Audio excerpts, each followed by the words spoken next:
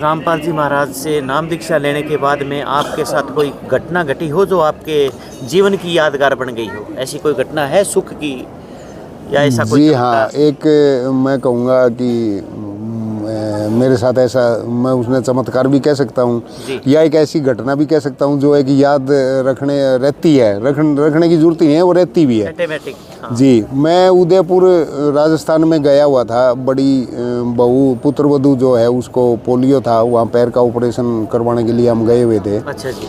तो वो सुबह एक पंडित जी मेरे पास प्रसाद लेके आया बेड पे जी। तो उसने कहा भी प्रसाद ले वो वहाँ माता का मंदिर है और माता का पुजारी है। अच्छी उम्र का था, पढ़ा लिखा था, समझदार था, पंडित था। तो मैंने कहा भी सत साहिब मैं प्रसाद नहीं लेता, मैं संत रामपाल जी महाराज जी का शिष्य हूँ, हम ऐसे प्रसाद नहीं लेते।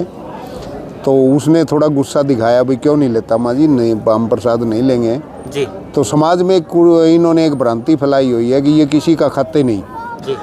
भाई, हम सभी के पास जाते हैं, खाना भी खाते हैं, सब कुछ करते हैं, पर कई बातें ऐसी हैं जो समझाने में समय लग जाता है पर वो नहीं कर सकते सीधा सा। जी। तो मैं वो प्रसाद ना लेने से कुछ देर बाद वो बोला भाई मेरे से आगे नीचे मिलना मंदिर में।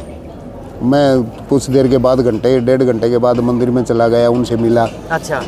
तो अच्छा वहाँ जाके मेरे को पता चला कि ऊपर तो वो अलग गुस्सा दिखा रखा था पब्लिक के बीच में, वो ये दिखाना चाह रहा था कि मैं पंडित हूँ और ये प्रसाद नहीं ले रहा, मैं देना चाह रहा हूँ, ये क्यों नहीं ले रहा।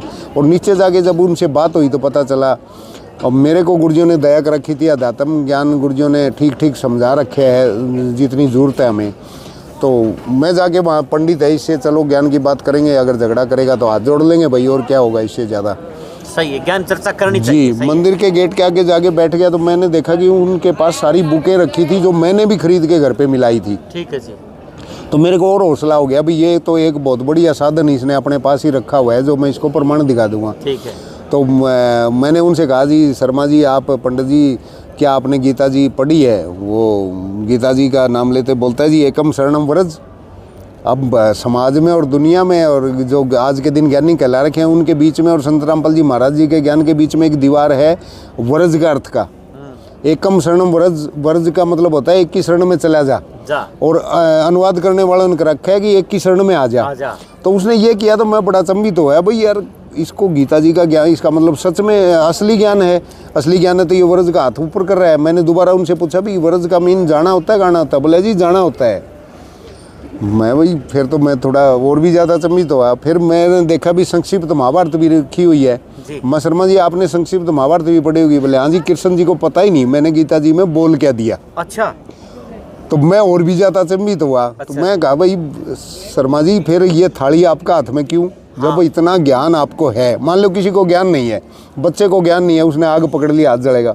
और किसी को ज्ञान है कि ये आग है, इसको पकड़ोगे, या गिलास में गर्म पानी है, इसको पकड़ोगे तो आपके छाले हो जाएंगे। तो मैं शर्मा जी आपको तो ज्ञान है, तो वो रोने लग गया। मतलब मेरे जीवन की एक ऐसी घटना है, वो मेरे सामने ऐसा चलचित्र चल जाता है। वो रोने लग गए हैं? हाँ जी, और लगभग उसकी 80 साल की एज है, शायद आज तक वो जिंदा होंगे तो कोई जाके उनसे पूछ भी सकता है। मैंने संत रामपाल जी महाराज जी की बुक उसने मिला रखी है, मैंने बैठ के काफ़ी बार उनके साथ बाद में भी चर्चा हुई। तो वो कहता है कि संत रामपाल जी महाराज जी का ज्ञान बिल्कुल श्रेष्ठ है, उत्तम है, और इससे ऊपर कोई बताने वाला नहीं है। अच्छा पढ़ा लिखा इंसान था, वो एज में भी काफ़ी था, लेकिन समझता हो सकता है आज तक वो वहाँ मौजूद भी हो, कोई भी भाई जाके वहाँ पता कर सकता है। मैं तो उसे नारायण सेवा संस्थान, नारायण सेवा संस्थान उदयपुर में बड़ी बोलते हैं, जो बड़ा हॉस्पिटल है उनका, आगे जाके बाजार से 14-15 किलोमीटर आगे है, उसमें रहता है वो, मंदिर में पुजारी है। और संत रामपाल जी महाराज जी का बताए हुआ ज्ञान से बिल्कुल वो पूरा परिचित है।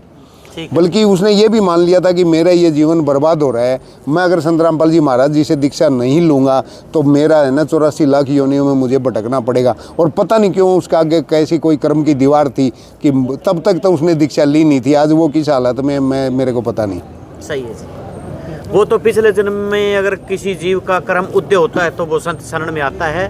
परमात्मा की रजा जिस पर होती है वही आदमी सत्संग में आ सकता है। और परमात्मा भी कहते हैं संत मिलल को चालिए तज माया अभिमान, जो जो कदम आगे धरे वो ही यज्ञ समान। बिल्कुल ऐसा ही है, मतलब उनको ज्ञान जरूर है, लेकिन वो लास्ट पॉइंट है, कोई ऐसा उनके आगे अड़ रहा है जो वो दीक्षा नहीं ले पाई तब तक। तो आज उन्होंने ली है या ना ली है उस चीज़ से मैं जानकारी नहीं आपने रखता। अपने जीवन का बहुत बढ़िया किस्सा सुनाया कि आपकी बात सुनकर के एक पंडित भी अपनी आंखों से रो रहा है, जी, दुनिया को कह रहा है कि सतगुरु रामपाल जी बिल्कुल। महाराज का जो ज्ञान है सत्य। वो मैं एक सत्य है। छोटा सा और वाक्य बताना चाहूँगा। संत रामपाल जी महाराज जी को जब 2020 में इनको सज़ा सुना दी थी, मतलब इनको फैसला दे दिया था कि आप दोषी और सज़ा दे दी थी, तो उसके बाद भी मेरा जाना हुआ तो वो मेरे को पहचानने लग गया था अच्छी तरह, बैठ के हम काफ़ी बातें करया करते। अच्छा, वही तब वही पंडित, तब भी उसने एक छोटी सी बात कही थी मेरे को मिलते ही, कि उसको पता था कि सज़ा सुना दी, वो पूरी जानकारी रखता था संत रामपाल जी महाराज जी के बारे में।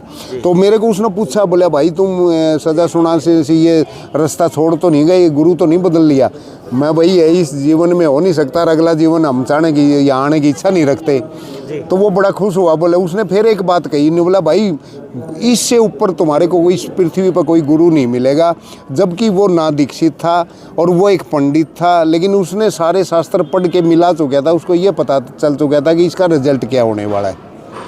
तो इस ये वो उसका वो शब्द भी है ना, मेरी आज भी कानों में गूंजता रहता है। जी जी सत साहिब जी, सत साहिब जी।